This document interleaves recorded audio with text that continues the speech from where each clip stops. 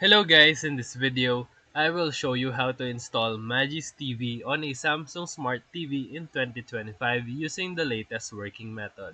So step 1, make sure that your Samsung Smart TV is connected to your Wi-Fi.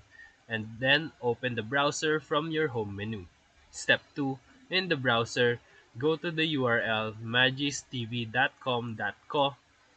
and that you can use a shortened link or QR code if typing is difficult in your TV.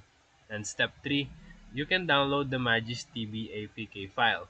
Once you downloaded it, you will now need to install a file manager like File Commander or Smart Hub Downloader or Downloader for TV if it's not readily available in your TV.